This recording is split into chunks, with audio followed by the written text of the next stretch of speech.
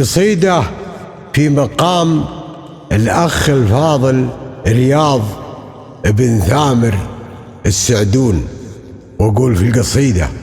يا رياض بن ثامر بذلت ألف مجهود، كودن يطلع له بمبدأ قصيدة، يا كثر شعري قبله يصير مقصود، وبعد انتويته ما بقالي شريدة. الله يجملني مع راعي الجود، بأبيات شعر في مقامه فريدة، حفيد لسليمان ذو هامه وجود، متفند مفذ جسور وليده، أقسى من الصوان ولين من العود، متفرعن صلف بذوب العقيدة،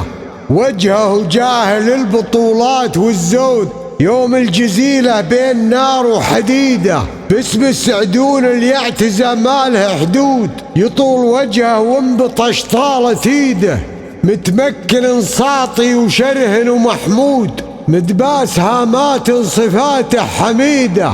متسيد باسمه على جرة العود، احزام ابوه لالتفت له عضيده، في المنتفق جاله مزكين وشهود، وتهرج به الاجناب مدح وتشيده،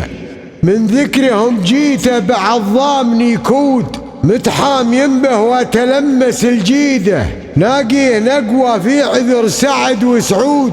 ولد سعيد وعيد واخو سعيده، ثم قلت تكفى ما بقى حولي عضود، الا انت يا مشكاي في الدرب سيده، ملف الشكاوي ملتجى كل مضهود، ومنصى النشامه بالليالي الزهيده، ثم قال ابو ثامر هلا واطلب الزود، ابشر وعونك بي شي تريده، يا سيد السادات والكل مسيود، كل يخر بهامته وانت سيده، من بيت عز طول هالوقت موجود، ما فيه بيت في العرب جا حديده، رياض حل رياض نجد وكسب فوت، ابن الشريف الطول كفه وجيده. مانع ابن شلحاط.